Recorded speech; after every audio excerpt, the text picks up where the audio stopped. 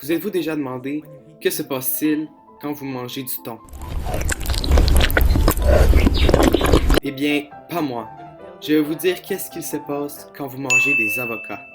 Donc, premièrement, pour 100 grammes d'avocat, il y a 2 grammes de protéines, environ 14 grammes de lipides, 8 grammes de glucides, de l'eau, des fibres. Il y a aussi du sucre et de l'amidon. Donc, que se passe-t-il quand vous mangez l'avocat? Premièrement, vous allez le mastiquer. Donc, vous allez utiliser les dents, les incisives pour couper, les canines pour déchirer et transpercer, et les molaires pour écraser et broyer. Toutes ces actions permettent d'augmenter la surface de contact entre les aliments et les enzymes.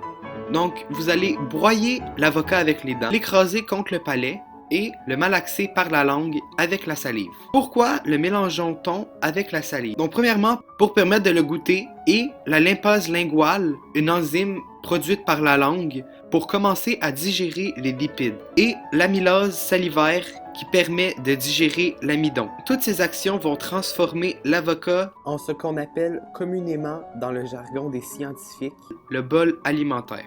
Par la suite, vous allez déglutir ou vous allez avaler. Cette action va entraîner une succession rapide de plusieurs autres actions. Premièrement, volontairement, la langue va pousser le bol alimentaire vers l'arrière contre le palais. La luette va s'élever et fermer le passage vers les fosses nasales. Le bol alimentaire se retrouve ensuite dans le pharynx.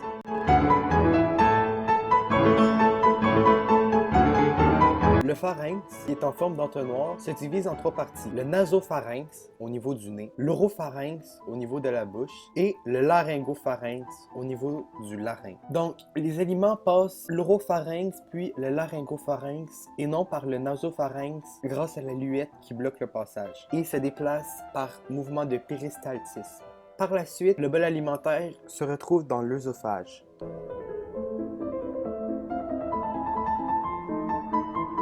L'œsophage est un tube musculeux de 25 cm environ, qui relie le pharynx à l'estomac. Donc le bol alimentaire ne passe pas par le larynx car l'épiglotte bloque le passage. L'œsophage rejoint l'estomac par le cardia.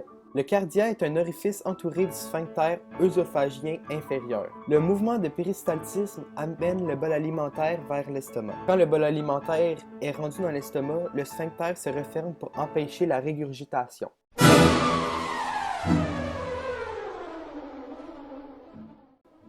Le bol alimentaire est rendu dans l'estomac et celui-ci va continuer le travail de décomposition qui a été entamé dans la bouche et qui s'était arrêté pendant le passage dans le pharynx et de l'œsophage. Donc en premier lieu, il y a le pétrissage. L'estomac est composé de plusieurs couches de muscles qui permettent de mélanger, pétrir, déplacer et de briser physiquement les aliments. Dans l'estomac, il y a ce qu'on appelle le suc gastrique, et non le sucre, mais bien SUC, sucre. Le suc gastrique est fait à partir d'acide chlorhydrique qui abaisse énormément le pH de l'estomac. Un pH bas active la pepsine, une enzyme de digestion des protéines, de briser les parois cellulosiques des aliments végétaux et de tuer les bactéries.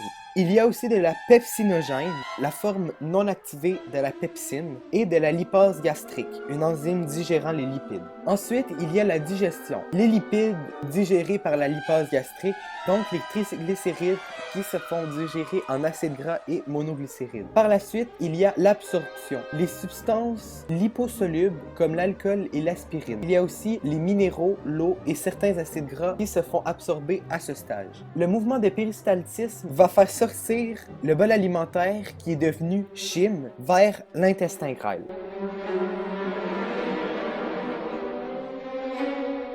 L'intestin grêle est le principal organe de la digestion et de l'absorption. Nous avons environ 6,5 mètres d'intestin grêle. L'intestin grêle est recouvert de plusieurs replis que nous appelons les vavules conniventes. Donc ce sont des replis d'environ 1 cm qui ralentissent le chyme, maximisant l'absorption des nutriments. Sur les vavules conniventes, il y a les villosités, un repli d'environ 1 mm. Il héberge les vaisseaux sanguins lymphatiques et chylifères. Les nutriments digérés vont être diffusés vers les vaisseaux sanguins et chylifères. Sur les villosités, il y a les microvillosités. On y retrouve des enzymes terminant la digestion de certains aliments. Donc, dans l'intestin grêle, il se passe ce que nous appelons la décomposition chimique et la propulsion. décomposition chimique, il y a la segmentation. La segmentation est le mélange du chyme avec le sucre digestif et les aliments en contact avec le muqueuse. Le chyme passe environ 3 à 5 heures dans l'intestin grêle. Lorsque le repas est fini, la segmentation arrête et le péristaltisme commence. La digestion. Les enzymes de bordure en brosse et du pancréas continuent ou commencent la digestion de glucides avec l'amylase pancréatique, la sucrase, la maltase et la lactase, de protéines, de lipides avec la lipase et des acides nucléiques, notamment le désoxyribonucléase. Il y a ensuite l'absorption. 90% de l'absorption des nutriments se fait dans l'intestin grêle. Le produit de la digestion des glucides, des protéines et des lipides, des acides nucléiques et des vitamines minéraux sont absorbés par le chemin du sang. Les produits de digestion de lipides, monoglycérides et d'acides gras sont absorbés par le chemin de la lymphe. Les substances non digérées ou non absorbées se déplacent vers le gros intestin.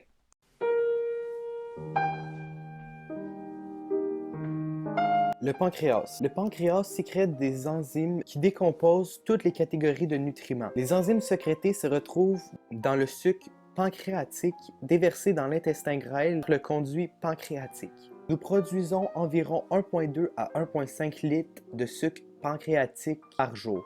Le sucre pancréatique est composé d'eau, d'enzymes et d'ions de bicarbonate, HCO3. Le pH est légèrement basique pour neutraliser l'acidité du sucre gastrique se retrouvant dans le chyme. Donc les composants. Il y a l'amylase qui attaque l'amidon, la lipase qui attaque les triglycérides, la protéase qui attaque les protéines et la nucléase qui attaque les acides nucléiques.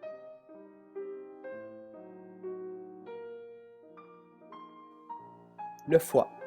Le foie est une des plus grandes glandes du corps. Il se situe sous le diaphragme et est protégé par la cage thoracique. Il produit de la bile qui est entreposée dans la vésicule biliaire. Nous produisons environ 800 à 1000 ml de bile par jour. La bile est essentielle à la digestion des graisses.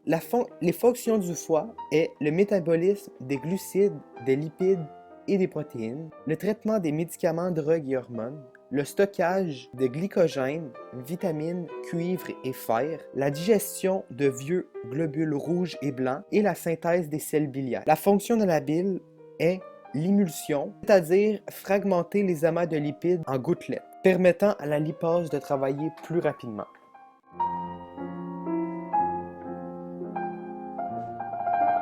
Le gros intestin est la dernière phase de la digestion de l'avocat. Donc le gros intestin va propulser les fesses vers le rectum par péristaltisme. Il va digérer les résidus alimentaires par les bactéries, ce qui va produire notamment de la vitamine K et de la vitamine B. Et il va absorber l'eau et les minéraux restants et les vitamines. Par la suite, il va déféquer.